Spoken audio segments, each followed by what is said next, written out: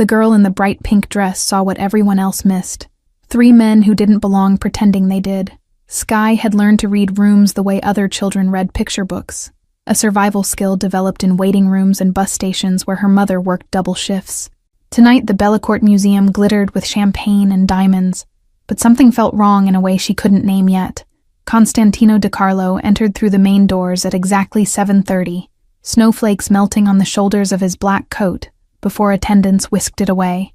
The crowd's energy shifted subtly, conversations continuing, but bodies angling to track his movement through the gallery. He represented old money and older power, the kind that didn't need to announce itself because everyone already knew.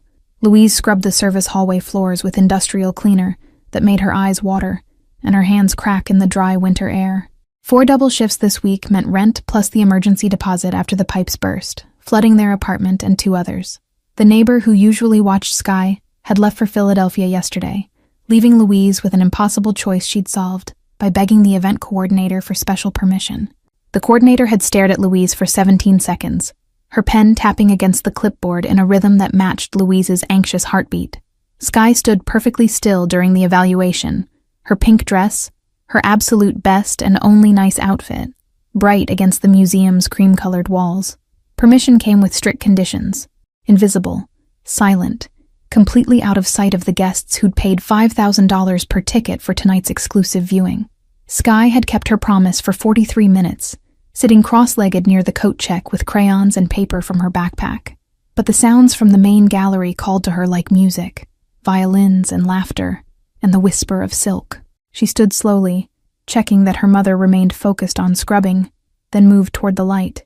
The exhibition hall stretched 3 stories high, Renaissance paintings climbing walls toward a domed ceiling painted with clouds and angels. Sky had seen art in library books, but never anything that seemed to breathe like this, where candlelight made shadows dance across centuries-old canvas. She stopped before a painting of a child holding a white dove, the bird so realistic she expected to see its chest move with breath. Constantino stood near a bronze sculpture discussing commercial properties with a German investor, whose family owned half of Munich's historic district. The conversation required only partial attention, terms he'd negotiated a dozen times, numbers that shifted predictably within acceptable ranges. His real focus tracked the room's dynamics, reading power structures and alliances and who stood close to whom, and who carefully maintained distance. The first man Sky noticed wore a waiter's uniform, but held his serving tray wrong, supporting it with his right hand instead of his left. Her mother had explained once that professional servers used their dominant hand for pouring, keeping the tray balanced with the other. This man gripped the tray like it was heavy when it only held empty glasses, his knuckles white with tension that didn't match his casual expression. Snow fell heavier outside the windows, New York transforming into the winter wonderland the tourism posters promised but rarely delivered this early in December. Guests commented on the timing, how perfect for the Christmas season, completely unaware that weather conditions were currently complicating exit strategies for men who'd planned this operation during clear conditions. The rival family's intelligence had been thorough, but not thorough enough to account for an unexpected storm. Sky moved along the gallery's edge where shadows pooled between spotlights, small enough that adult eyes skimmed past her toward more important things. The second man stood near the emergency exit wearing a security uniform that looked almost right, but missed small details. Real guards had radios clipped to their left shoulders. His was on the right, and the coiled wire disappeared into his jacket at the wrong angle. Louise finished the service hallway and moved to the secondary gallery where fewer guests wandered, allowing her to work quickly through spaces that needed only light maintenance. She checked her phone, 8:47 p.m., and calculated hours remaining before she could collect Sky and escape into the snowy night. The apartment would be cold, because she'd turned the heat down to save money, but they'd bundle under blankets, and Sky would describe everything she'd seen tonight, with the enthusiasm that made poverty feel less crushing. The third man was hardest to spot because he'd positioned himself perfectly, standing among a cluster of European guests whose accents and expensive watches marked them as legitimate attendees. But Sky noticed how his eyes never stayed on the artwork, instead tracking movement patterns and calculating distances. He touched his ear twice like adjusting an earpiece, coordinating with people Sky couldn't see but knew existed, because patterns required completion. Constantino accepted champagne from a passing waiter, not the nervous one Sky had noticed, and turned toward the exhibition's centerpiece, a newly restored Caravaggio that museums worldwide had competed viciously to display first. The painting depicted Judith beheading Holofernes, violence rendered so realistically that viewers instinctively stepped back. Appropriate choice for tonight, though none of the culture enthusiasts sipping wine understood the irony. The girl's bright pink dress caught his peripheral vision, a splash of color that didn't belong among the blacks and silvers and deep jewel tones. Constantino's security training identified anomalies automatically. Wrong colors, wrong positions, wrong behavioral patterns. A child at this event qualified as all three, though she seemed harmless enough, staring at paintings with genuine wonder that most adults had forgotten how to access. Sky saw the pattern complete itself when the fake waiter adjusted his trajectory and the fake guard shifted position near the exit. The third man touched his ear again, and something in his expression changed from waiting to ready. Math, her first-grade teacher, praised her for suddenly applied to terrible purpose. 3 points creating a triangle with one man standing at its center, unaware that geometry was about to turn lethal. The museum's heating system created subtle air currents that carried sound unpredictably, which was why Constantino heard the soft click of a safety being released despite the ambient noise. 40 years of survival instinct screamed danger before his conscious mind identified the source, every muscle tensing for movement he hadn't yet decided on. The German investor continued talking about property values, oblivious to the shift in attention. Sky didn't think or plan or consider consequences beyond the immediate certainty that the man in the expensive suit was about to die if she didn't act. She moved fast, closing the distance between them in seconds, her small hand grabbing his jacket with surprising strength. Her voice came out steady despite her racing heart, loud enough for him to hear but quiet enough not to carry beyond their immediate space. "Don't move. He'll shoot me first." 5 words delivered with absolute conviction by a 6-year-old who understood that adults hesitated before hurting children in ways they never hesitated before hurting each other. Constantino froze instantly, his body responding to the genuine terror in her voice before his brain processed the warning's full implications. The room continued its elegant dance around them, champagne and conversation and classical music, while 2 people stood perfectly still at the center of collapsing violence. Constantino's mind processed information in the 3 seconds he remained frozen. Combat training overlaying civilian environment with tactical analysis. The child's hand trembled against his jacket, but her grip stayed firm, her body positioned slightly in front of his, in a way that blocked clear shots from at least 2 angles. She wasn't looking at him but past him, tracking something or someone with the focused attention predators recognized in prey that had learned survival. The fake waiter moved first, his trajectory adjusting as the situation deviated from planned parameters, bringing him closer to the sculpture grouping where Constantino stood. His right hand remained on the tray, but his left had disappeared beneath the white serving cloth in a way that professional servers never positioned themselves. Constantino tracked the movement without turning his head, peripheral vision cataloging threats while maintaining the frozen stillness Sky's warning had demanded. "Nobody breathe." His voice carried authority that made nearby guests pause mid-conversation without understanding why they obeyed. Some instinct recognizing command from a man whose word meant life or death in contexts they'd never have to imagine. The German investor's champagne glass stopped halfway to his mouth, suspended in air while confusion fought comprehension. Silence spread outward like ripples from a stone dropped in still water. Sky's breathing came quick and shallow but controlled, her 6-year-old body managing fear better than adults 3 times her age would have managed. She'd seen violence before, not like this, but enough to know its shape, its smell, the particular tension that preceded action. Her mother's various jobs had exposed her to situations where reading danger meant safety, where knowing when to hide or run or freeze determined outcomes. The fake security guard near the emergency exit reached for his radio with his left hand, the wrong hand, confirming what Sky had noticed earlier. Real guards used their dominant hand for communication, while keeping their weapon hand-free, a detail this man had missed in whatever brief training preceded tonight's operation. His eyes met the fake waiters across 30 feet of crowded gallery, a glance that communicated question without words. Constantino's actual security detail registered the frozen tableau from their positions at the gallery's perimeter, reading their principal's body language for instruction. Marcus, the head of personal protection, had worked for the DiCarlo family for 11 years and could interpret Constantino's stillness as clearly as spoken orders. His hand moved to his concealed weapon, while his eyes scanned for threats that weren't immediately visible, but obviously existed. The third man among the European guests made his mistake by moving when everyone else had stopped, his instinct to abort overriding the discipline required for successful extraction. 3 steps toward the nearest exit marked him as clearly as if he'd worn a sign announcing hostile intent. Marcus's gaze locked onto the movement, recognition spreading through the security network in silent communication that required no radio confirmation. Snow continued falling outside, each flake catching light from the chandeliers before disappearing into the darkness beyond the windows. The storm had intensified in the past 20 minutes, accumulation visible on the street below where limousines waited for passengers who wouldn't be leaving on the schedule they'd anticipated. Weather complicated everything. Getaway routes, backup plans, the basic logistics that separated successful operations from disasters. Skye felt the man behind her, the one in the expensive suit whose name she didn't know, begin to understand what she'd already figured out.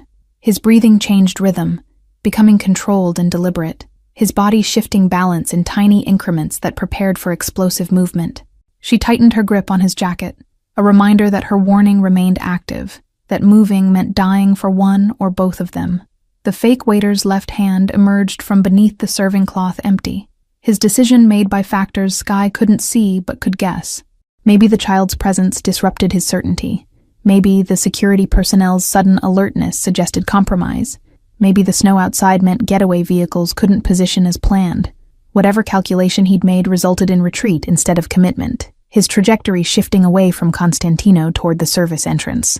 Louise emerged from the secondary gallery with her cleaning cart, completely unaware of the tension that had transformed the main exhibition hall into a frozen battlefield. She'd heard Constantino's command, but interpreted it as some wealthy person's dramatic pronouncement, the kind of eccentric behavior rich people indulged in at events like this. Her eyes scanned for Skye automatically, the constant low-level anxiety of a mother whose child existed somewhere outside her immediate control. The moment Louise spotted the bright pink dress pressed against an expensively suited man, maternal panic overrode every other consideration, including job security and appropriate behavior. She abandoned her cleaning cart and moved through the crowd with singular focus, her exhausted body finding energy reserves that existed only for protecting her daughter. The crowd parted without quite knowing why, some instinct recognizing a mother's determination as force that couldn't be redirected. Constantino's security detail moved simultaneously, Marcus coordinating silent instructions that positioned personnel at every exit while maintaining civilian appearances. The fake guard near the emergency door found his path blocked by 2 men whose suits fit too well to conceal weapons, but whose positioning made departure impossible without confrontation. His hand dropped away from the radio as he recalculated odds that had shifted dramatically in 30 seconds. The third man among the European guests made it 4 steps toward the exit, before real security intercepted him with the polite firmness museums used for guests who touched artwork or photographed restricted pieces. His protests in accented English sounded authentic enough that nearby attendees assumed simple misunderstanding, unaware they were witnessing an assassination's collapse in real time. The fake waiter had already disappeared through the service entrance, vanishing into the kitchen areas where staff moved too quickly to track individual faces. Skye released Constantino's jacket when she saw her mother approaching, relief and guilt flooding through her in equal measures, because she'd broken her promise to stay invisible, but had possibly prevented something terrible. Louise reached them breathing hard, her hands automatically checking Skye for injury, even as her eyes lifted to the man whose expensive suit and dangerous reputation she recognized from photographs in newspapers she read during her 15-minute lunch breaks. "I'm so sorry, sir. She wasn't supposed to—" Louise's apology died when Constantino raised one hand in a gesture that commanded silence, as effectively as his earlier words had frozen the room. His dark eyes remained on Skye, studying the small girl who'd just saved his life with an intensity that made Louise's protective instincts scream warnings about men who looked at children like they were puzzles requiring solutions. Constantino crouched slowly, bringing himself level with Skye's face, his movement controlled and deliberate in a way that suggested violence was always an option, but not currently the choice. Up close, the child's eyes showed intelligence that had nothing to do with schooling and everything to do with survival, the kind of awareness wealthy children never developed, because safety insulated them from necessity. She met his gaze without flinching, waiting for questions she knew would come. "What did you see?" 3 words that acknowledged she'd observed something worth reporting, treating her as reliable witness instead of confused child. Skye glanced at her mother for permission, a habit ingrained by a lifetime of being told children should be seen and not heard.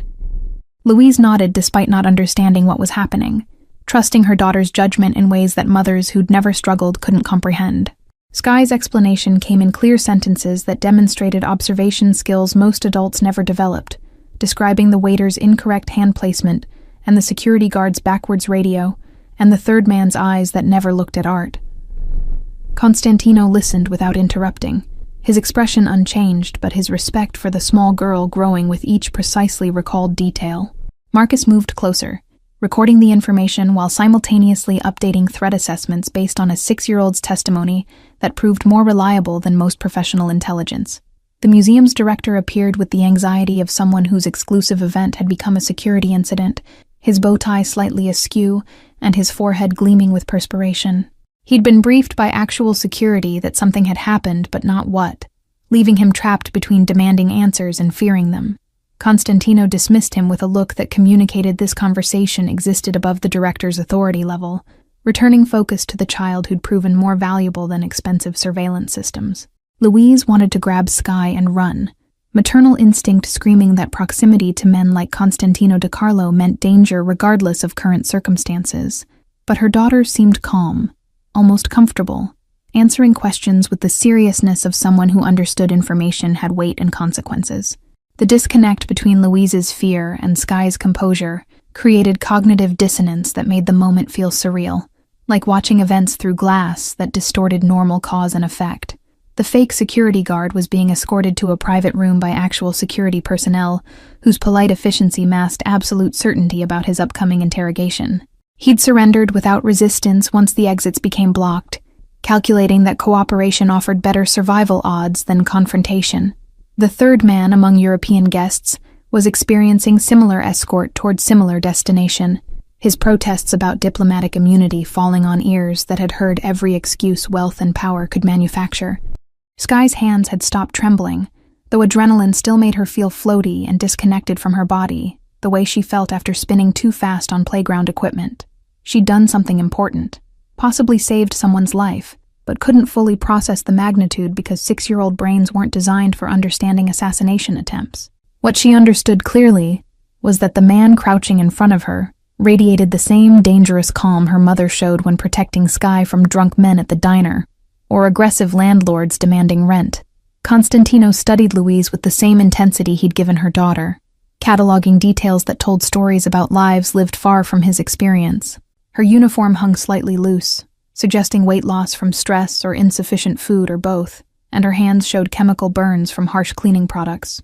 The wedding ring was absent, no tan line, no indentation, meaning single mother rather than divorced, which implied different struggles and different strengths. Marcus received confirmation through his earpiece that the service entrance pursuit had failed, the fake waiter disappearing into snowy streets where tracking became impossible without resources they couldn't deploy without attracting police attention. One successful interdiction from 3 attempts qualified as partial failure in Constantino's operational assessment, though the prevented assassination itself counted as victory. The girl's intervention had disrupted timing enough that backup plans failed before fully implementing, chaos defeating precision in ways that made professional operations collapse. The real question occupying Constantino's analytical mind was how a child had recognized threat patterns his own security initially missed. What combination of intelligence and necessity had trained observation skills that exceeded professionals? Sky had identified anomalies in seconds that should have required training and experience, suggesting either exceptional natural ability or exposure to situations where reading danger meant survival. Both possibilities interested him for different reasons. Louise's phone buzzed in her pocket, probably the event coordinator demanding explanation for abandoned cleaning cart and disrupted service flow. She ignored it because leaving Sky alone with this man felt impossible, despite his apparent appreciation for her daughter's intervention. The other cleaning staff whispered from safe distances, their expressions mixing curiosity with the satisfaction of watching Louise, who'd always seemed slightly better, slightly more educated than her position suggested, face consequences for breaking rules. The museum's ambient temperature felt wrong to Sky, too warm after the fear-induced adrenaline faded, making her bright pink dress stick uncomfortably against her back.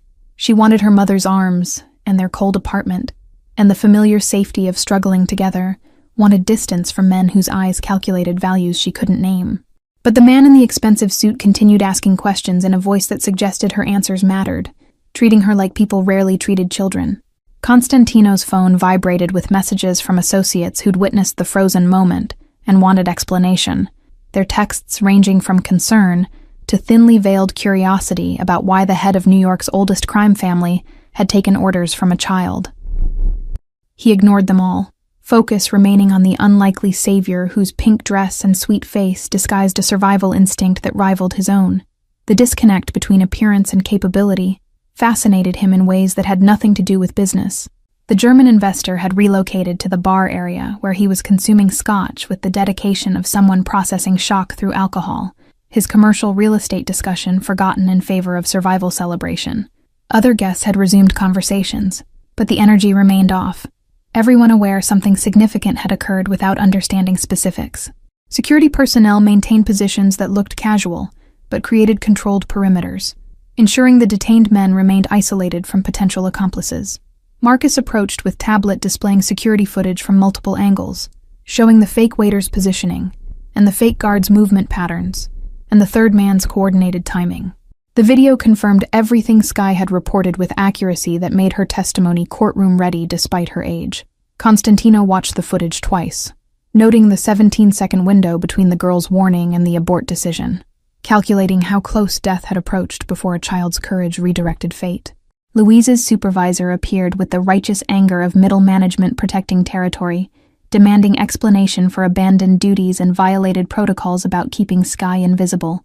Her voice carried across the gallery with volume that suggested authority she didn't actually possess, attracting attention from guests who'd begun relaxing into renewed celebration. Louise's face flushed with humiliation that had nothing to do with the legitimate complaints, and everything to do with public diminishment in front of people whose wealth made her struggles invisible. Constantino stood slowly, his full height and presence transforming the interaction before he spoke a word, the supervisor's tirade dying as recognition replaced indignation. Power didn't require announcement when everyone already knew who held it, when reputation preceded entrance and lingered after departure. His expression remained neutral, but something in his stillness communicated that this conversation was ending on his terms, regardless of employment hierarchies or event protocols. "She stays with me." 3 words that weren't request or suggestion, but statement of fact that redefined every social contract currently operating in the museum's suddenly silent gallery.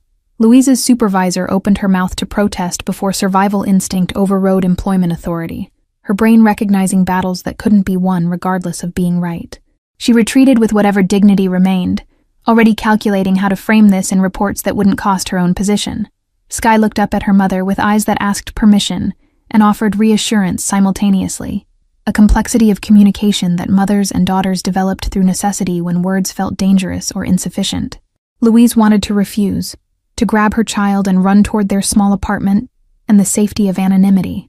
But something in Constantino's expression suggested refusing wasn't actually an option being offered, that circumstances had shifted beyond her control the moment Skye grabbed his jacket and whispered her warning.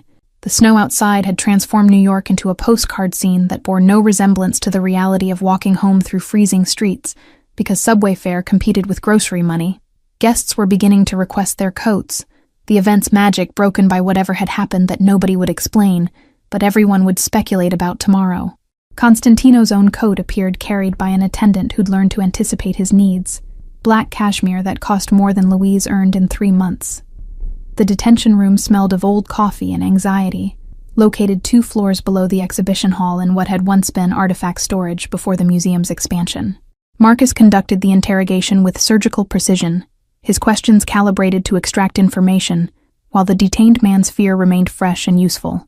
The fake security guard had maintained silence for exactly 14 minutes before self-preservation overrode whatever loyalty the Castellano family had purchased with threats and cash. Constantino watched through one-way glass while reviewing building schematics on his phone, identifying every vulnerability the rival family had exploited during months of planning. The operation's sophistication suggested inside information. Someone had provided staff schedules, delivery patterns, the specific blind spots created by historical architecture that modern security struggled to cover. That betrayal would require identification and response once immediate threats were neutralized, a reckoning that would come quietly, but absolutely. Skye sat in a leather chair 3 sizes too large, her legs dangling without reaching the floor, her bright pink dress vivid against dark wood paneling. Louise stood nearby with rigid posture that communicated expectation of consequences, her hands clasped to hide their trembling from chemical burns and fear. The museum director's commandeered office felt stuffy despite December cold outside, heating systems working overtime to combat the winter pressing against old windows. The director himself paced the hallway with mounting agitation, his phone ringing constantly with board members demanding explanations he couldn't provide without making everything worse. Society reporters sensed scandal behind the early departures, their inquiries becoming more specific as rumors spread through social networks faster than official statements could contain. His carefully planned event had transformed into a security incident that threatened his position and the museum's reputation simultaneously. Vincent Caruso, the fake guard's real name, began providing details once Marcus made cooperation seem like his only survivable option. Each admission purchasing implied promises about what wouldn't happen. The Castellano family had recruited him 6 months ago when gambling debts exceeded his ability to pay, and desperation made betrayal seem rational. His hands shook when describing the planning meetings, the maps of the museum, the specific instructions about timing and positioning. The fake waiter was professional talent imported from Philadelphia, someone without local connections who could vanish completely after the job finished successfully or otherwise. Vincent didn't know his real name, had met him only twice before tonight, remembered mostly his cold efficiency and complete lack of hesitation when discussing murder. The third man was Castellano family directly, Anthony Castellano's nephew, whose presence demonstrated how seriously they'd taken this opportunity to eliminate their primary competition. Marcus's questions shifted toward strategic intelligence, identifying who had planned the operation, and how deeply the Castellanos had penetrated DeCarlo's security protocols. Vincent's answers came faster now, fear overriding whatever loyalty money had purchased, naming names and describing conversations that would require verification, but felt authentic. The inside source was someone in event staffing, someone who'd provided schedules and access codes, and the museum's security response procedures. Skye's attention drifted to the office's bookshelves, where leather-bound catalogs documented decades of acquisitions and exhibitions, their spines embossed with gold lettering she couldn't quite read. Her adrenaline had faded, leaving behind exhaustion that made her eyes heavy, despite the surreal circumstances keeping her awake. She wanted her mother's lap and their apartment, and the familiar comfort of struggling together in ways she understood, not this strange new territory where danger wore expensive suits. Louise checked her phone and saw 17 missed calls from the event coordinator, each voicemail presumably escalating in urgency and anger about abandoned duties. Her employment tonight was certainly finished, possibly her reputation among the staffing agencies that provided sporadic income between diner shifts. The calculation of lost wages competed with relief that Skye was safe, that whatever had almost happened had been prevented by her daughter's courage and perception. Constantino returned to the office carrying 2 bottles of water and a pastry wrapped in cloth napkin, offerings that seemed incongruous from a man whose reputation involved violence and territory disputes.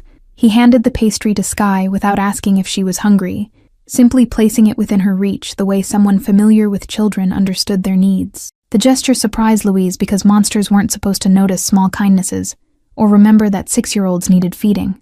The pastry was some complicated French thing with layers of chocolate and cream, far fancier than anything Skye had tasted before, and eating it felt wrong somehow given the evening's events. But hunger overrode propriety.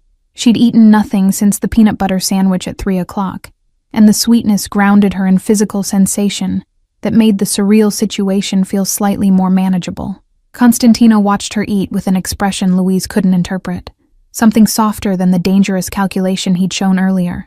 Marcus entered with tablet displaying interrogation results, his face showing satisfaction that suggested productive information extraction despite methods Louise didn't want to imagine. He spoke in Italian, rapid sentences that excluded her deliberately, reporting findings to Constantino, who listened without visible reaction. The language barrier emphasized Louise's outsider status, reminded her that she existed in their world only temporarily and at their sufferance. Constantino's response in English felt like deliberate inclusion, a choice to let Louise hear decisions that affected her daughter who'd become entangled in family business through accident and courage. The museum would receive generous donation for tonight's disruption, enough that the director's job security would improve, rather than deteriorate from the incident.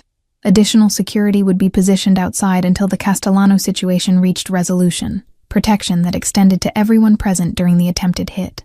The implication that Louise and Skye might need protection crashed through her exhausted mind like ice water, crystallizing the reality that saving someone's life created connections and consequences beyond the immediate moment. Men like Constantino De Carlo didn't forget debts or allow loose ends, and her daughter had become both simultaneously. Louise's instinct screamed to refuse whatever he might offer, to grab Skye and disappear into New York's anonymous masses, where poverty provided camouflage. But Skye was watching Constantino with curiosity rather than fear, her child's instinct reading him differently than Louise's protective paranoia suggested she should. The girl who'd learned to identify danger in waiters' hand positions and security guards' radio placements somehow didn't register threat from the man whose business involved violence as fundamental operating principle. That disconnect terrified Louise more than the assassination attempt had, suggested her daughter saw something she'd missed, or understood dynamics that Louise's legitimate world perspective couldn't process. Constantino crouched again, bringing himself eye-level with Skye, his expensive suit jacket pulling tight across shoulders that suggested gym time or physical labor despite wealth that made such effort optional. His next words were directed to the child but meant for her mother, an acknowledgement of hierarchies that Louise appreciated despite her fear. Permission being asked rather than authority simply claimed. A gesture that cost him nothing but meant everything to a woman whose autonomy was constantly overridden by economic necessity and social position that rendered her invisible to people with power. Your mother works very hard. Statement rather than question. Observation delivered with certainty that suggested he'd already investigated their circumstances during the 30 minutes since Skye's warning. Louise's spine stiffened at the invasion of privacy his knowledge represented, anger competing with fear about what else he might have discovered about their lives. Skye nodded solemnly, her loyalty to her mother absolute even when she didn't fully understand what working hard meant, beyond long absences and perpetual exhaustion. Constantino continued speaking directly to Skye, while Louise listened with increasing apprehension about where this conversation was heading and what obligations might be created. He explained that people who helped his family received help in return, that debts of honor mattered more than money, that her bravery tonight had earned consideration most people spent lifetimes trying to achieve. The words sounded almost gentle, despite their implication of entanglement with exactly the kind of people Louise had spent Skye's entire life trying to avoid. The offer came wrapped in politeness, but felt as inevitable as gravity. A position for Louise in his legitimate business operations, something in property management that would use her intelligence rather than destroy her body. Better apartment in a building he owned, safe neighborhood with good schools, the kind of stability that single mothers dreamed about during double shifts that never quite covered rent. Everything Louise wanted and couldn't achieve through legitimate means, offered by someone whose legitimacy was performance rather than reality. Skye's eyes went wide with hope that stabbed through Louise's heart, because her daughter understood enough to recognize rescue when it appeared, even if she didn't grasp the cost. Louise wanted to refuse on principle, to maintain moral high ground that poverty made theoretical rather than practical, to protect Skye from corruption that proximity to men like Constantino represented. But principle didn't pay rent, or buy winter coats, or provide the security that let children sleep without hearing their mother cry in the next room. The drive through snowy Manhattan occurred in a black SUV with windows tinted dark enough to be illegal and interior leather soft enough to feel like wealth personified. Marcus drove, while Constantino sat in back with Louise and Skye, the configuration suggesting protection, rather than threat, though Louise couldn't quite convince her nervous system to believe the distinction. Snow fell heavy enough that visibility dropped to single car lengths, transforming the city into abstract shapes and muffled sound that felt removed from normal reality. Skye pressed her face against the window, watching snowflakes accumulate on glass before the defroster melted them into streaks that distorted the view. She'd never been in a vehicle this nice, where climate control worked perfectly and seats adjusted electronically, and the sound system probably cost more than every possession her mother owned. The contrast between their normal existence and this temporary luxury felt so extreme it seemed imaginary, like she'd stumbled into someone else's life by accident. Louise's phone buzzed continuously with texts from the event coordinator that evolved from angry to threatening to finally resigned, her employment terminated via digital communication without even the courtesy of direct conversation. Losing one night's work wouldn't destroy them, but it damaged her reputation with the staffing agency, meant fewer calls for future events, reduced the already limited options available. She wanted to throw the phone through the SUV's expensive window, but instead powered it off with hands that shook from exhaustion and adrenaline crash. Constantino made a call in Italian that lasted 3 minutes, his tone conveying authority that required no translation, ending the conversation with a sharp sentence that sounded like dismissal or threat. He pocketed the phone and turned attention to Louise with focus that made her acutely aware of her stained uniform and chemical-burned hands, and the vast gulf between their circumstances. His next words in English surprised her with their directness, asking about her education and work history like he was conducting a legitimate job interview rather than offering dubious rescue. Louise answered honestly because lying to men whose resources could verify everything seemed pointless and dangerous, describing the 2 years of college before money ran out and pregnancy happened. She'd studied business administration with focus on property management, had dreamed of legitimate career before reality intervened with student loans and medical bills, and a baby whose father disappeared before Sky's first birthday. The job since then had been survival rather than ambition. Waitressing, cleaning, anything that paid without requiring childcare she couldn't afford.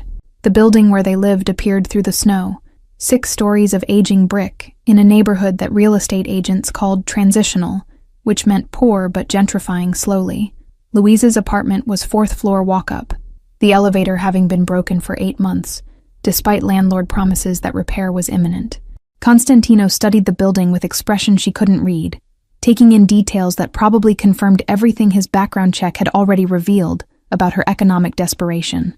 Marcus pulled to the curb, but left the engine running, clearly not planning extended stay in a neighborhood where expensive vehicles attracted attention from people with nothing to lose. Sky had fallen asleep against her mother's shoulder, exhaustion finally claiming her despite the exciting strangeness of the evening. Louise gathered her daughter carefully, preparing to carry her up 4 flights of stairs in the building's dim stairwell, where 2 light bulbs had burned out and the super never seemed to replace them. Constantino's hand on her arm stopped the exit, gentle but firm, his touch the first physical contact between them beyond the earlier handshake that protocol had demanded. Louise froze, every survival instinct screaming warnings about men who touched without permission and offers that seemed too good to refuse. But his expression held no threat she could identify, just intensity that suggested whatever he was about to say mattered more than the casual words might imply.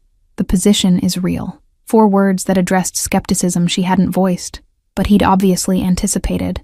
Assertion that the job offer was legitimate employment, rather than cover for something darker. He produced a business card from his jacket, plain white with embossed lettering that read, DeCarlo Property Management, and a phone number. Instructions to call tomorrow, to speak with someone named Maria who handled human resources, to begin a process that would seem almost normal if Louise could ignore who owned the company. The card felt heavy in Louise's hand, corporate-quality paper stock that probably cost more per sheet than she spent on groceries weekly, tangible proof that this wasn't fever dream or elaborate joke. She wanted to refuse it, to maintain independence that poverty had already compromised beyond recognition, to protect Sky from entanglement with people whose business operated beyond legal boundaries. But the weight of unpaid bills and broken elevator and chemical burns from harsh cleaners made refusal feel like luxury she couldn't afford. Sky stirred against her shoulder, mumbling something incoherent about paintings and snow, her small body warm and trusting in ways that made Louise's chest ache with fierce protective love. Everything she did was for this child, every double shift, and swallowed pride and moral compromise, calculated against what Sky needed versus what Louise's principles demanded. The math had never balanced, had always required choosing between bad options and worse ones, between struggling honestly and surviving through compromise. Constantino's phone buzzed with incoming call he silenced without looking, his attention remaining on Louise with focus that felt uncomfortably like being seen rather than simply looked at. He'd done this before, she realized, identified people whose circumstances made them vulnerable to offers that seemed like rescue, but created different kinds of debt. The manipulation was probably calculated, probably exploited desperation he'd helped create through business practices that kept people like her perpetually struggling. But knowing the mechanism didn't make the offer less tempting, or her situation less desperate. Your daughter is remarkable. The observation came quietly, almost private despite Marcus's presence in the driver's seat, acknowledgement that went beyond tonight's specific heroism to something larger about Sky's character and capability. Louise's automatic response was defensive. Don't look at my child. Don't evaluate her potential. Don't see her as anything except off-limits. But Constantino's tone held respect rather than calculation, genuine appreciation for qualities that poverty couldn't diminish despite its best efforts to crush everything beautiful and hopeful. The snow had accumulated enough that the sidewalk disappeared under a white blanket that would turn to gray slush by morning when plows finally reached this neighborhood. Louise's boots, worn thin at the soles and letting in cold that made her feet ache, would soak through during the walk from curb to building entrance. Tomorrow she'd stuff them with newspaper to dry while she wore her other pair that leaked even worse. The eternal rotation of inadequate everything that defined existence at the poverty line. Think about it. Constantino's final words before Marcus opened the door, releasing warm air into snowy night and ending the strange interlude where worlds collided in the back seat of an expensive SUV. Louise climbed out carefully, adjusting Sky's weight against her shoulder, accepting help from Marcus, who appeared with umbrella large enough to cover them both. The gesture was probably trained courtesy rather than genuine concern, but Louise appreciated it anyway, grateful for any small kindness in a night that had exceeded her capacity for processing strangeness. The building's entrance door stuck the way it always did, requiring shoulder pressure and specific angle to overcome the warped frame that landlord kept promising to fix. Louise managed it one-handed while holding Sky, muscle memory from 6 months of this particular struggle making the motion automatic.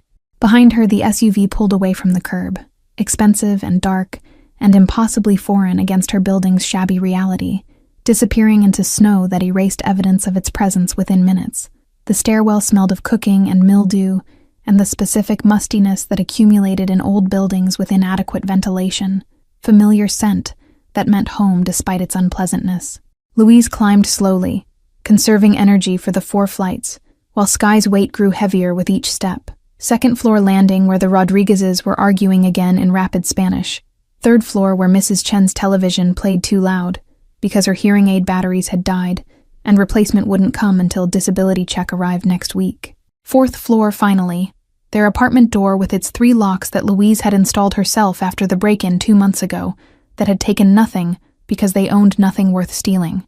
Inside was cold, because she'd turned the heat down to save money. Dark because leaving lights on wasted electricity they couldn't afford.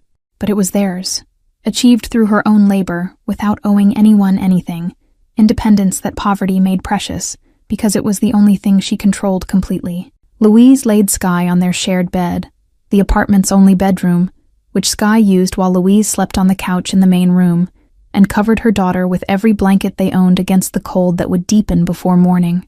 The business card was still in her hand, corporate weight and embossed letters, promising escape from exactly this kind of cold and struggle and desperate calculation. She placed it on the chipped nightstand, where she'd see it tomorrow, when reality returned and impossible decisions demanded actual choices instead of theoretical principles. Morning arrived gray and bitterly cold, sunlight struggling through clouds that promised more snow before the day ended with typical December cruelty. Louise woke on the couch with neck pain from sleeping at wrong angle, her body cataloging new aches that joined the permanent collection from years of physical labor.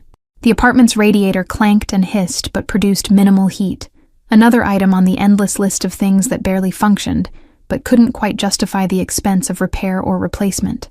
Sky emerged from the bedroom wearing mismatched pajamas and carrying the stuffed rabbit that had been her companion since infancy, its fur worn thin from countless washings. She climbed onto the couch without speaking, burrowing against Louise's warmth with the automatic affection of children who hadn't yet learned that physical comfort could be complicated or dangerous. For several minutes, they simply held each other while Louise's mind replayed last night's events with the surreal quality of dreams that might not have actually happened. But the business card on the nightstand proved the reality, its presence transforming their normal morning routine into something weighted with decision and consequence. Louise made oatmeal on their temperamental hot plate, while Sky talked about the paintings and the snow and the nice man who'd given her fancy pastry. The child's version of events emphasized wonder over danger, her 6-year-old perspective filtering trauma through resilience that Louise simultaneously appreciated and mourned, because children shouldn't need that kind of protective cognitive distortion. The call to Maria at DeCarlo Property Management happened at 9:15, after Louise had cycled through every rationalization for refusing the offer and found none that survival couldn't dismantle. The woman who answered spoke with professional warmth that sounded genuine rather than performed, asking questions about experience and availability without any reference to the circumstances that had generated this interview. The normalcy felt almost insulting given how abnormal everything actually was, like pretending yesterday hadn't happened, or that normal hiring procedures applied to situations involving assassination attempts and moral compromise. An interview was scheduled for 2 o'clock at offices in Midtown. Address in a building Louise recognized from passing it on subway rides to wealthier neighborhoods where she sometimes worked events. She'd need to find something to wear that didn't scream poverty.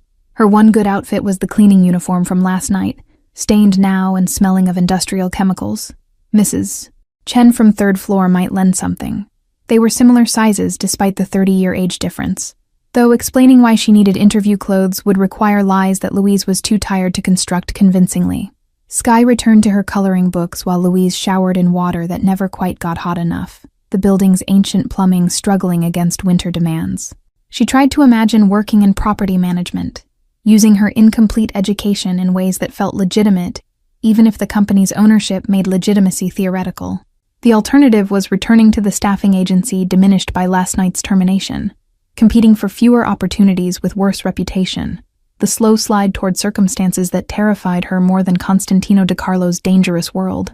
The subway ride to Midtown cost $2.75 that Louise could barely spare, the calculation of every expense a constant background process that never fully stopped running. She wore Mrs. Chen's navy dress that fit reasonably well, despite being dated in style, carried her worn purse that she'd tried to clean without much success.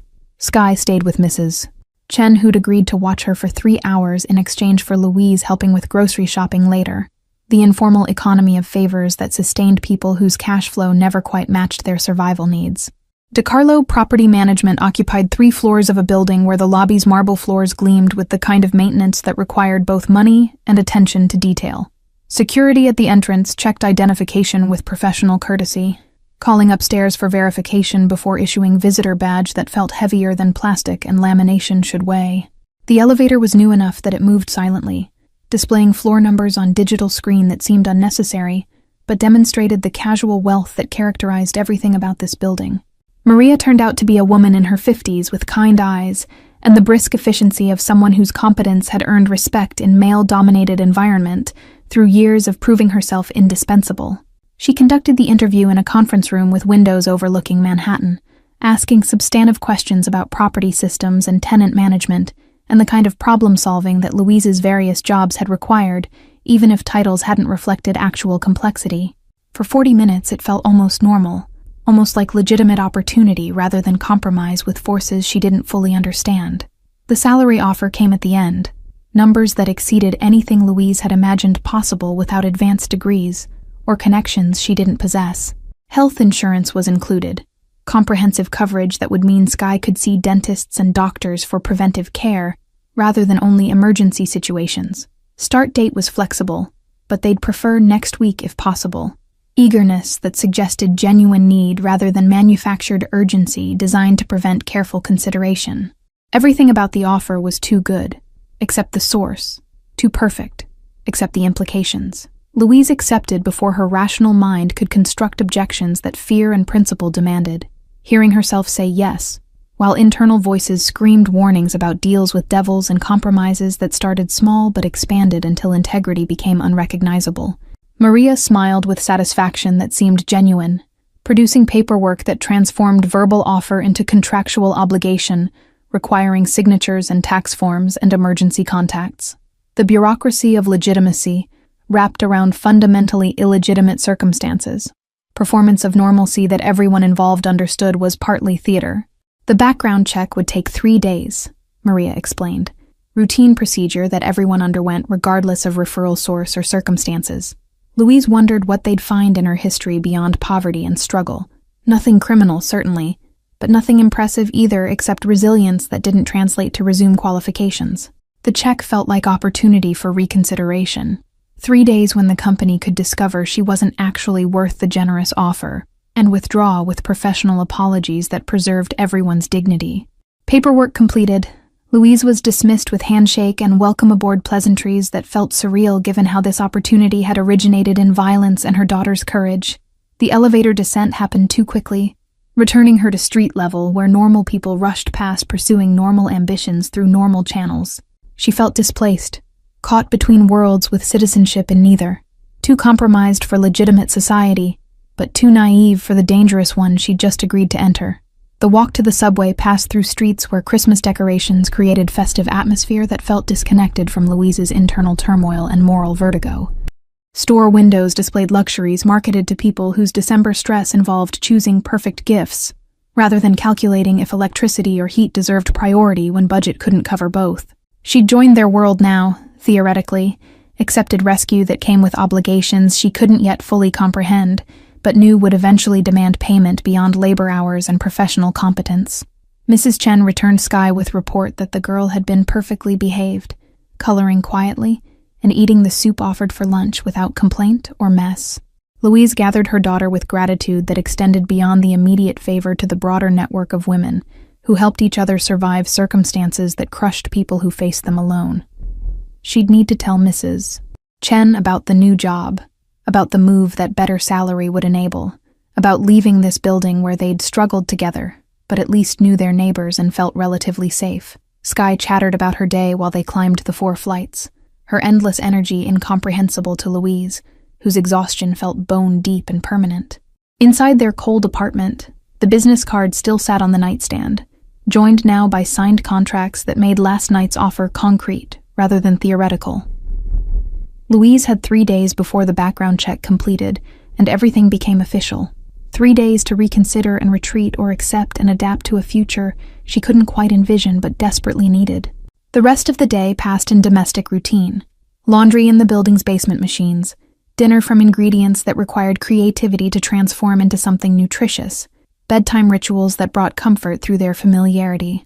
But underneath normal activities ran current of change and consequence, awareness that they stood at boundary between their old life and something new that promised safety, but required trust in people whose business involved violence as fundamental operating principle.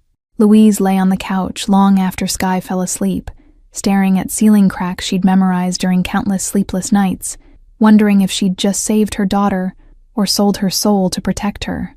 The background check cleared on the 3rd day with phone call from Maria, whose voice carried satisfaction that suggested she'd anticipated the clean result, despite Louise's own doubts. Start date was Monday, 5 days away, enough time to arrange Sky's enrollment in the elementary school 3 blocks from their new apartment. The building Constantino owned, where rent would be deducted automatically from Louise's salary at rate far below market value, sat in a neighborhood where children played outside without constant supervision, and grocery stores sold fresh vegetables instead of just canned goods and lottery tickets. Louise gave notice to her current landlord, who barely acknowledged the information, already planning to raise rent for whoever took the apartment next, despite its deteriorating condition and broken elevator. Packing took less than a day because they owned so little, their possessions fitting into boxes borrowed from the corner bodega whose owner had known them for 3 years. Mrs. Chen cried when Louise explained the move. Happiness for their improved circumstances, mixed with sadness about losing neighbors who'd become family through shared struggle and small kindnesses. The new apartment had 2 actual bedrooms, windows that closed properly against winter cold, and heating that worked through radiators that didn't clank like they were trying to escape their moorings. Sky ran from room to room with wonder that broke Louise's heart because her daughter's joy came from basic functionality that should have been baseline rather than luxury. The kitchen had full-sized refrigerator and stove that ignited reliably. The bathroom had water pressure that didn't fluctuate randomly between trickle and flood. Everything worked the way things were supposed to work when landlords maintained properties instead of extracting maximum profit from minimum investment. Moving day arrived with the kind of bright cold that made snow sparkle like the Christmas cards Louise could never afford to send. Temperature low enough that breath created clouds, but sun provided illusion of warmth. Marcus appeared with 2 other men whose names Louise didn't catch. Muscle hired to carry boxes up 3 flights to the new apartment because this building's elevator actually functioned. They worked with efficient silence that suggested this wasn't the first favor they'd performed for people connected to Constantino through circumstances that mixed business with something more complex. The elementary school's principal had been expecting them. Sky's enrollment processed with unusual speed that suggested phone calls had been made and influence applied. The building was newer than Louise's own elementary school had been, with computer lab and library stocked with books published within the last decade, instead of damaged cast-offs from wealthier districts. Sky's placement test showed reading level 2 grades above her age, Math skills that impressed the evaluator who asked careful questions about enrichment opportunities Louise had never been able to provide, beyond library visits and educational television. Louise's first day at DeCarlo Property Management began with orientation that covered emergency procedures and company policies, and the organizational structure that positioned her in tenant relations with path toward property management, if performance warranted promotion. Her desk faced window overlooking street, where people rushed past pursuing their various ambitions. Her computer was new enough that programs loaded quickly. Her phone extension appeared on business cards that identified her as professional associate with font that made the title seem more impressive than entry-level position actually warranted. The work itself felt almost disappointingly normal, responding to tenant maintenance requests, coordinating with contractors, managing the databases that tracked leases and payments, and the thousand small details that kept buildings functioning. Her colleagues were professional without being particularly warm, establishing boundaries that suggested they knew who owned the company, and maintained careful neutrality toward anyone whose employment originated through personal connection rather than standard hiring channels. Louise appreciated the distance, because friendship would have required explanations she didn't want to give about how she'd earned this position. Lunch breaks she spent in the small park 2 blocks from the office, eating sandwiches from the deli that charged prices she could now almost afford, without the constant calculation that had characterized every purchase previously. Other office workers occupied the benches reading phones or books, or simply sitting in whatever sun-penetrated December clouds, their relaxation suggesting lives without the constant low-level crisis management that poverty demanded. Louise tried to imitate their casual confidence, but felt like performer in play where everyone else had received scripts she was still learning to improvise.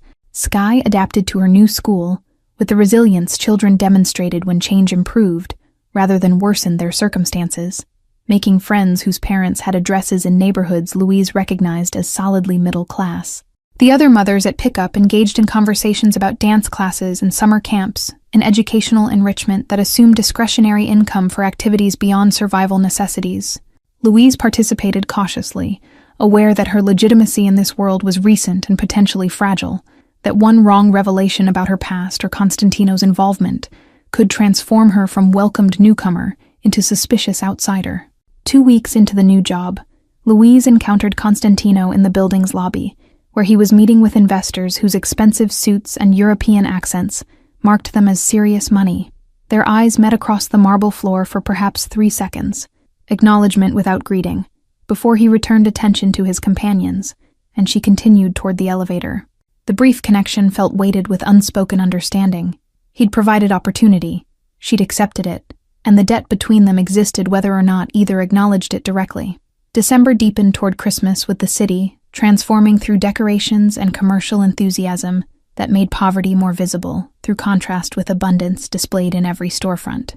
Louise bought Skye actual presents instead of dollar store items wrapped to look more valuable than they were, watching her daughter's face on Christmas morning, and understanding that this, the joy without anxiety about rent or heat or food, was what she'd compromised her principles to achieve.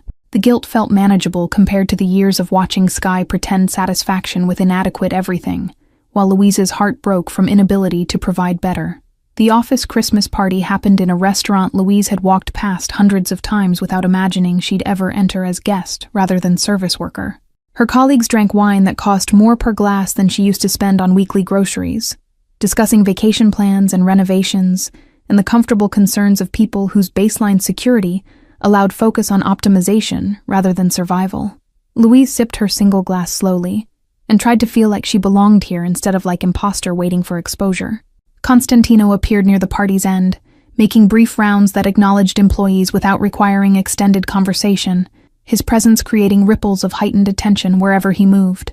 When he reached Louise, his greeting was professionally appropriate and completely unremarkable to anyone watching, asking how she was settling into the position with tone that could have applied to any new employee. But his eyes held question that went beyond professional courtesy, assessment of whether she regretted her choice or had made peace with the compromise it represented. "Skye is thriving," Louise answered, her response addressing what she thought he was actually asking beneath the polite surface conversation. Something in his expression shifted toward satisfaction, confirmation that his investment in their well-being was generating returns he valued, even if they couldn't be quantified in traditional business metrics. The exchange lasted perhaps 90 seconds before he moved to the next cluster of employees, but it established understanding that this arrangement was working for everyone involved, despite its unconventional origins. The Christmas market in Union Square became Saturday tradition, where Louise and Skye wandered among vendor stalls selling handcrafted items and seasonal foods, participating in holiday rituals that had always existed behind glass of economic exclusion. Skye wanted to examine everything, her natural curiosity now expressible without the constant no that poverty had required, her questions about how things were made or where they came from receiving actual answers instead of dismissal based on unaffordability. Louise bought her hot chocolate and roasted chestnuts, small luxuries that felt enormous after years of denying even the smallest indulgences. The collision happened near a stall selling wooden toys, Skye darting forward to examine carved animals while Louise fumbled with her wallet and accidentally bumped into someone whose expensive coat and familiar presence registered simultaneously. Constantino steadied her with hand on her elbow, the touch lasting only seconds but communicating solidity that went beyond preventing her fall. His own surprise seemed genuine rather than manufactured, suggesting this encounter was accident rather than orchestrated meeting, though Louise's cynicism made her question whether anything involving him could truly be coincidental. Skye's delighted recognition cut through Louise's awkward apology, the child remembering the man who'd given her fancy pastry and helped her mother find better job without understanding the darker context that complicated the kindness. She grabbed his hand with the unself-conscious affection children showed toward adults who'd proven safe, pulling him toward the toy stall to show him the carved rabbit that looked similar to her worn stuffed companion. Constantino followed without resistance, his dangerous reputation incompatible with the gentle attention he gave Skye's enthusiastic explanation. Louise watched them together and felt something shift in her understanding, recognition that people could contain contradictions without those contradictions negating each other completely. Constantino's business involved violence and territory and operations that existed beyond legal boundaries. But his treatment of her daughter showed genuine care that wasn't performance or manipulation. The cognitive dissonance was uncomfortable because simple categories, good people, bad people, were easier to navigate than complex reality, where someone could be both dangerous and kind, depending on context and relationship. He bought the carved rabbit over Louise's protests about it being unnecessary, his insistence gentle but absolute, in ways that reminded her he wasn't accustomed to having his generosity refused. Skye clutched the new toy with joy that made the $30 price tag seem insignificant, despite representing amount that would have been impossible luxury in their old life. They parted with polite goodbyes that masked the strange intimacy of their entangled circumstances, each returning to separate worlds that had briefly overlapped in the Christmas market's cheerful chaos. Walking home through streets where Christmas lights created warm glow against winter darkness, Louise acknowledged that her feelings toward Constantino had evolved beyond simple fear or gratitude into something more complicated. He'd disrupted her life's trajectory, but toward improvement rather than destruction, had offered rescue that came with obligations, but also with genuine concern for her daughter's welfare. The situation wasn't what she would have chosen if choice had existed outside theoretical construct, but it was working in ways that her previous desperate struggling had never managed to achieve. January arrived with the kind of bitter cold that made poverty lethal and comfort expensive, temperatures dropping low enough that homeless encampments became death traps and heating bills tested even middle-class budgets. Louise's new apartment maintained warmth without requiring constant adjustment of thermostats or strategic layering of blankets, small mercy that she'd stopped taking for granted because recent memory still held too many frozen mornings. Skye no longer woke with complaints about being cold, no longer needed to wear jacket indoors. Developments Louise cataloged as victories against the circumstances that had defined their previous existence. Work settled into rhythm that felt sustainable rather than constantly crisis managing, her responsibilities expanding as Maria recognized competence that exceeded what the position technically required. Louise was managing 3 properties now instead of 1, coordinating renovations and handling difficult tenants and solving problems that required both people skills and practical knowledge. The challenges engaged parts of her brain that years of survival mode functioning had suppressed, reminded her that she'd once had ambitions beyond simply making rent and keeping Skye fed. The promotion came with raise that pushed her firmly into middle-class income bracket, numbers on pay stub that still seemed unreal despite their regular appearance every 2 weeks.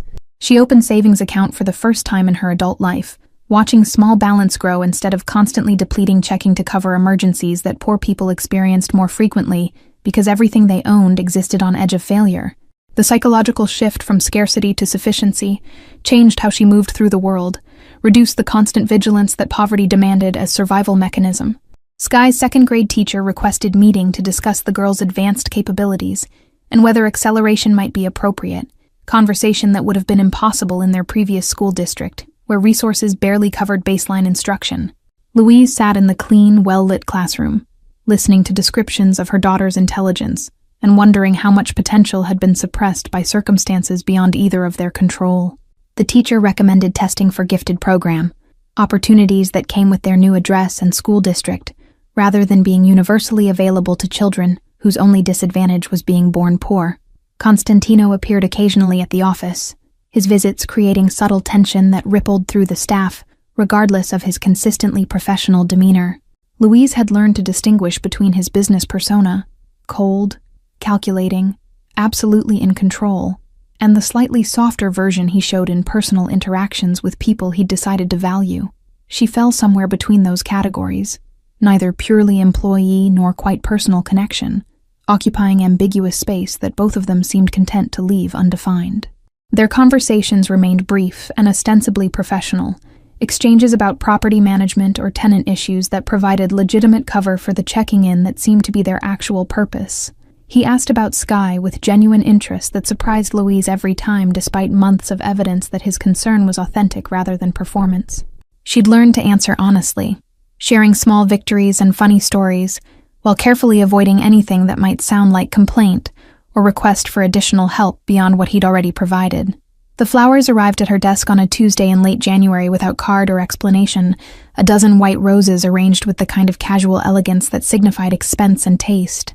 Louise's colleagues noticed immediately, their speculation about secret admirer creating office gossip that made her uncomfortable despite the flowers' beauty. She knew they came from Constantino without needing confirmation, recognized the gesture as communication in the language of silence they'd developed where actions spoke what words couldn't safely express.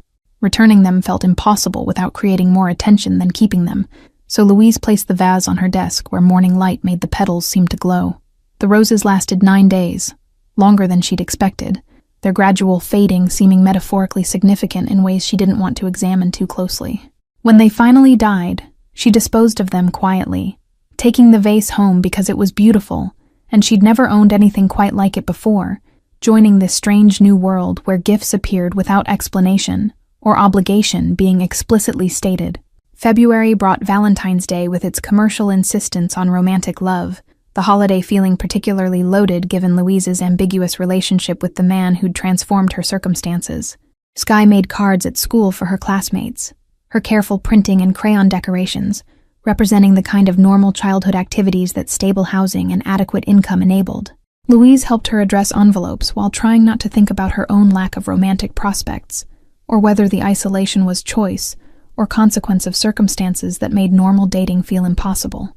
The invitation arrived via Maria, carefully framed as professional opportunity rather than personal request.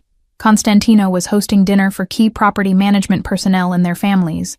Casual evening meant to build team cohesion. Louise recognized the fiction immediately, because her position didn't actually qualify as key personnel. Understood this was invitation extended specifically to her disguised as general business function. Declining felt impossible without insulting him. Accepting felt like acknowledging the unspoken connection that hovered between them, becoming something more defined and potentially complicated. The dinner happened at restaurant Louise had read about in magazines, the kind of place where reservations required weeks of advance planning, and menu prices weren't listed because people who belonged there didn't need to consider cost. Sky wore new dress purchased specifically for the occasion, navy blue with white collar that made her look older and impossibly dear. Her excitement about fancy dinner reminding Louise how much childhood wonder she'd preserved despite early exposure to adult struggles. Other attendees were property managers and senior staff with spouses or partners, their easy conversation suggesting comfort in environments where Louise still felt like she was performing belonging rather than actually experiencing it. Constantino greeted each arrival personally, the host role transforming his usual dangerous intensity into something more approachable, though no less commanding. When he reached Louise and Sky, his attention focused completely on them in a way that made the crowded restaurant feel suddenly intimate, despite the ambient noise and other people. He'd reserved seats directly across from his own position, placement that suggested intention rather than random arrangement, that communicated to everyone present that Louise occupied special status regardless of her official position in the company hierarchy. Skye charmed everyone within conversational range with her unself-conscious intelligence and enthusiasm, asking questions about their work, and genuinely listening to answers with focus that adults found both surprising and delightful. Louise watched her daughter navigate social situations that would have intimidated many adults, and felt pride mixed with concern, because Skye's adaptability came partly from skills developed during their struggling years, when reading situations and adjusting behavior meant safety. The resilience was valuable, but its source was trauma Louise wished her daughter had never needed to develop. The meal progressed through multiple courses Louise couldn't have named, food presented like art, and tasting like something she'd never imagined could come from combining basic ingredients.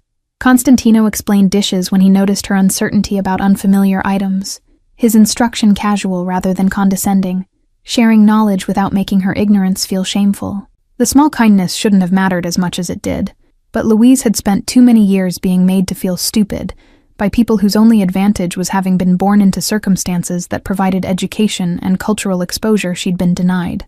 Conversation flowed around topics both professional and personal, the boundaries between work and life blurring in ways that made Louise uncomfortable, because she'd always tried to keep strict separation. But watching her colleagues share stories about their families and weekend plans, she realized her isolation was self-imposed defense mechanism rather than necessary protection. These people weren't trying to expose her inadequacy or judge her past. They were just making normal human connection that work environments fostered when fear didn't prevent participation. Constantino's eyes met hers across the table multiple times throughout the evening, moments of connection that felt weighted with meaning Louise couldn't quite interpret but recognized as significant. His attention wasn't obvious enough to make others notice, but consistent enough that she couldn't dismiss it as imagination or misinterpretation. Something was shifting between them, the professional distance that had characterized their interaction for 3 months, eroding into something that felt both inevitable and terrifying, in ways Louise couldn't articulate even to herself. Skye fell asleep on the car ride home in the back seat of the sedan Constantino had insisted on providing, because taking subway at night was unnecessary when he had drivers available. Louise sat in front next to Marcus, watching city lights blur past window, while Constantino's car followed at discreet distance, the protection implicit rather than stated.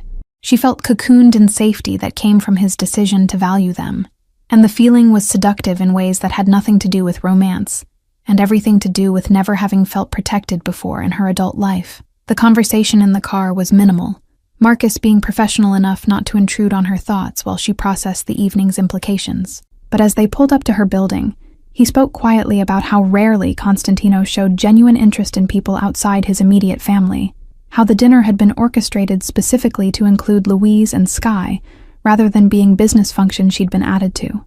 The information felt like warning and encouragement simultaneously, acknowledgement that she'd been seen entering territory that carried both privilege and risk. Carrying sleeping Skye upstairs, Louise acknowledged that her feelings toward Constantino had evolved beyond gratitude or fear into something that resembled the beginning of trust, despite all rational objections her mind continued producing. He'd proven consistent in his care for them, had never demanded anything beyond professional competence, had respected boundaries even while making clear his interest in something more than employee-employer relationship.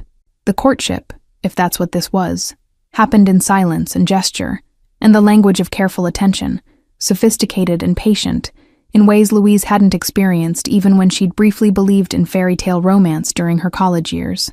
The question she couldn't answer was whether accepting his interest would be wisdom or stupidity, whether trusting someone whose business involved violence could ever end in anything except heartbreak or worse. But lying awake after putting Skye to bed, Louise admitted that the choice might already be made, that somewhere between the museum and now she'd crossed line from resistance to acceptance of whatever this strange connection was becoming. The white roses had been opening statement in conversation. Both of them seemed willing to continue, despite neither knowing where it would ultimately lead. March arrived with the first hints of spring struggling against winter's resistance, temperature fluctuations that promised warmth while delivering final snow that would melt within days instead of lingering for weeks. Louise had been with DeCarlo Property Management for 3 months now, long enough that her presence felt established rather than provisional, though her connection to Constantino remained undefined in ways that created tension she'd learned to live with. Skye had tested into the gifted program, her exceptional intelligence finally receiving resources and attention that circumstances had previously denied, her happiness making every compromise Louise had accepted feel justified. The situation with the Castellano family had reached some kind of resolution that no one discussed with Louise, but that Marcus had mentioned obliquely involved negotiations and concessions, and the kind of violent punctuation that ended disputes in their world. Constantino's security had intensified, then relaxed. The visible protection that had surrounded Louise and Skye during December and January, gradually becoming less obvious, until it seemed almost normal again. Almost, because Louise had learned to spot the signs of surveillance and protection, even when they were designed to be invisible to civilians who didn't know what patterns to recognize. Her relationship with Constantino had developed through accumulation of small moments rather than dramatic gestures, shared glances at company meetings, brief conversations that went slightly beyond professional necessity, his consistent interest in Skye's progress and well-being. They'd never discussed what was happening between them, never acknowledged the shift from gratitude-based obligation toward something that felt increasingly like genuine connection, despite the vast differences in their circumstances and the moral complexity of his business operations. The silence felt safer than words that would require decisions Louise wasn't ready to make, or admissions about feelings she wasn't sure she should acknowledge. The invitation to his private residence came as request rather than command, Maria delivering it with knowing smile that suggested Louise's colleagues had been watching this slow-developing courtship with interest and approval. Dinner with just him and Skye, casual evening meant to celebrate the girls' acceptance into summer enrichment program that Constantino had apparently heard about through channels Louise didn't question. The setting was more intimate than restaurant full of colleagues, more explicitly personal than any interaction they'd shared since the museum night that had begun this entire entanglement. Louise spent embarrassing amount of time deciding what to wear, her expanded wardrobe still modest compared to wealth she'd be encountering, but adequate for women who'd learned to navigate middle-class professional environments. Skye dressed herself in purple dress she'd chosen during shopping trip the previous weekend, her confidence in social situations continuing to amaze Louise because it seemed innate rather than learned. They took taxi to a dress-in neighborhood where buildings had doormen and private garages, where wealth was old enough not to need displaying itself through obvious markers. Constantino's apartment occupied entire floor of building overlooking Central Park, spaces designed with the kind of understated elegance that signified taste and resources deployed without need for impression. He'd cooked himself rather than having it catered, revelation that surprised Louise until she remembered that he'd grown up in traditional Italian family, where men learned kitchen skills alongside women, despite what stereotypes suggested. The sense of garlic and herbs filled the space, homey and welcoming in ways that contradicted the luxury surrounding them. Skye gravitated immediately toward the windows where park stretched below like living painting, spring's early green struggling against winter's brown in ways that created unexpected beauty. Constantino joined her there, pointing out landmarks and explaining history with patience that suggested he genuinely enjoyed her endless questions rather than merely tolerating them. Watching them together, Louise felt her careful defenses erode further, because the danger she'd feared from him had never materialized toward them. Only protection and interest, and this gentle attention to her daughter's boundless curiosity. Dinner conversation ranged across topics both serious and playful, Constantino asking Skye about her favorite subjects, and Louise about her thoughts on properties she'd been managing, treating both with equal respect, despite the vast difference in their ages and expertise. He was skilled conversationalist when he chose to be, drawing people out while revealing little about himself, though Louise had learned to read the small tells that indicated actual emotion beneath the controlled presentation. She caught moments when discussing his own childhood or family, when grief flickered across features he otherwise kept carefully neutral. The evening progressed without awkwardness Louise had feared, the three of them finding rhythm that felt almost family-like despite the strangeness of circumstances that had brought them together. Skye fell asleep on the couch after dinner, exhausted from excitement and full stomach, leaving Louise and Constantino alone for first time since the museum night. The silence that felt weighted but not uncomfortable, acknowledgement that they'd arrived at point where things needed to be said, even though neither seemed quite ready to begin the conversation. Constantino poured wine without asking if she wanted it, an assumption that should have annoyed her, but instead felt like recognition of her autonomy to refuse if she chose. They sat on opposite ends of the sofa where Sky slept between them, physical barrier that made the moment feel safer than direct proximity would have allowed. Louise sipped the wine, something complex that probably cost more than she wanted to know, and waited for him to navigate whatever he'd planned this evening to accomplish beyond simple dinner invitation. "I've been patient," he said finally, words careful, but weighted with implication that made Louise's heart accelerate, despite months of sensing this moment's approach. His expression held vulnerability she'd never seen before, the dangerous man showing uncertainty about whether something he wanted might be refused. The power dynamic between them had always been skewed by his wealth and influence, but in this moment, Louise recognized that her answer mattered in ways that transcended those structural imbalances. "You have," Louise agreed, acknowledging the months of careful distance he'd maintained despite clear interest, the respect for boundaries that someone less concerned with her consent wouldn't have bothered extending. She'd been preparing for this conversation without quite admitting it to herself, cataloging her feelings and fears, and the reality that her life had improved dramatically through his intervention, even though accepting that meant complicating her moral certainty about the world and her place in it. Constantino's business was transforming, he explained, legitimate operations expanding while the darker aspects were being gradually transferred to others or dissolved entirely through arrangements that didn't require her understanding. The change had been planned before they met, he insisted, though Louise suspected her daughter's appearance in his life might have accelerated decisions about legacy and what kind of man he wanted to be remembered as being. He was creating distance from violence, not because she demanded it, but because Sky's courage had reminded him that choices made today determined tomorrow's possibilities. The declaration felt both too much and somehow insufficient. This man who terrified hardened criminals trying to explain that he was becoming someone worthy of the trust, Louise was clearly already extending despite her rational mind's objections. She wanted to believe the transformation was real, wanted to trust that people could change fundamental patterns when motivation proved strong enough. But her life had taught her that hoping for rescue usually led to deeper disappointment, that princes and fairy tales existed only in stories that ended before reality's complications emerged.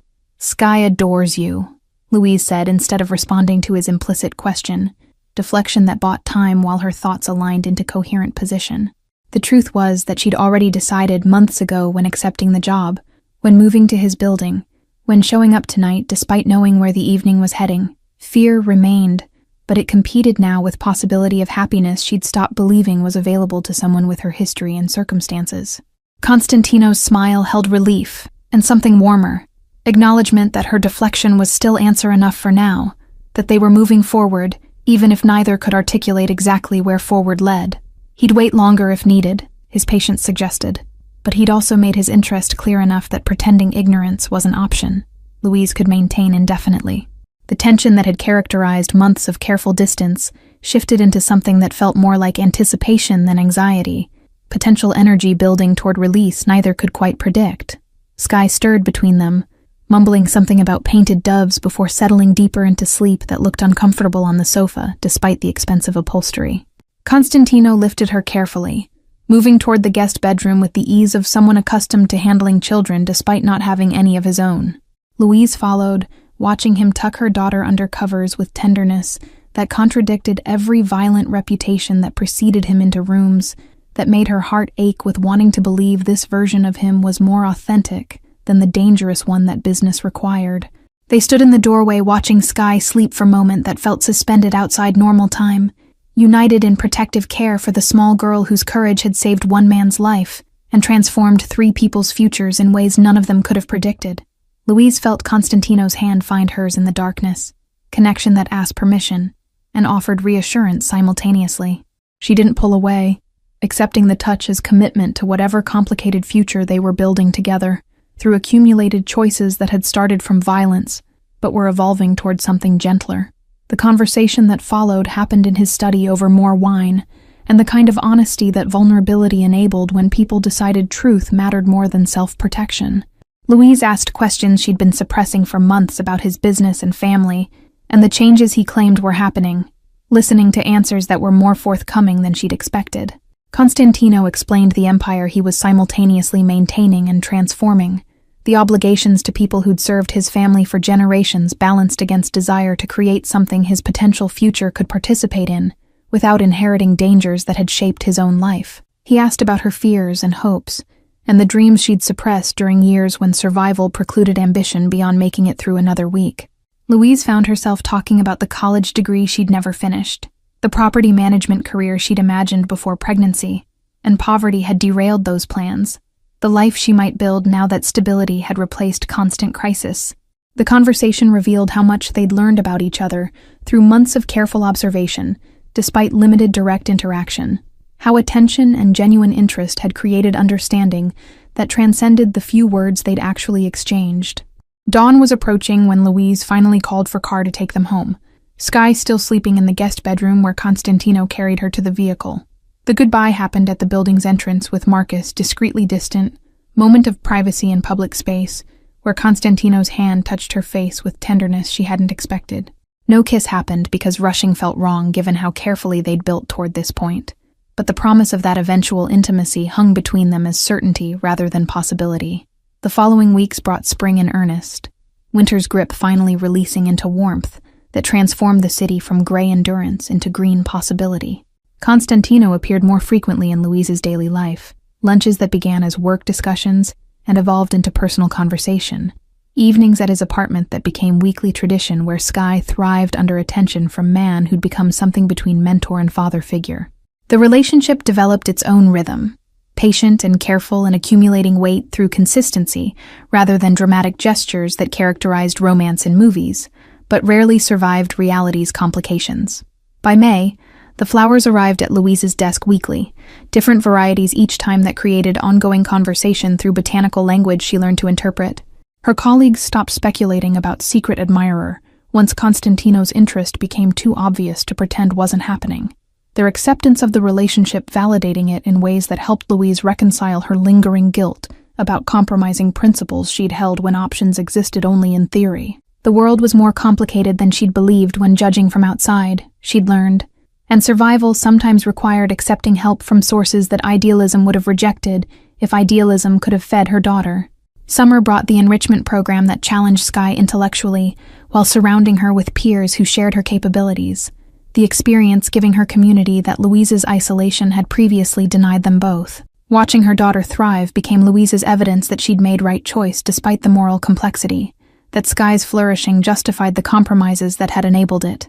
Constantino attended the program's final presentation, where Skye explained her project on Renaissance art with enthusiasm that referenced the museum where they'd met, full circle that made three people who'd been strangers 9 months ago into something approaching family. The actual proposal happened in September during walk through Central Park, when leaves were just beginning their autumn transformation. Constantino's question delivered with uncertainty that made powerful man seem almost vulnerable. Louise's yes came without hesitation, because the months had proven his consistency and genuine care, because Skye deserved the stability this relationship offered, because her own heart had learned to trust, despite every reasonable objection her mind had initially raised. The ring was beautiful, but not ostentatious, perfect in its balance between acknowledging his wealth and respecting her discomfort with excessive display. They married quietly in November, small ceremony attended by people who mattered, rather than the society wedding Constantino's position could have demanded, his concession to Louise's preference for privacy and authenticity over performance. Skye served as flower girl with joy that justified every choice Louise had made since that snowy December night, when her daughter's courage had set all of this in motion. The vows they exchanged acknowledged the unconventional beginning and uncertain future, promised patience with each other's complications, and commitment to building something real from circumstances that had started in violence, but were transforming into love through daily choice and accumulated grace. Thank you all for following this story. If you enjoyed it, please write in the comments where you're watching from, and don't forget to like, subscribe, and share the video. Your support means everything, and helps me continue creating stories like this one. The journey from that museum night to this moment has been unexpected for all of us, and I'm grateful you've been part of it.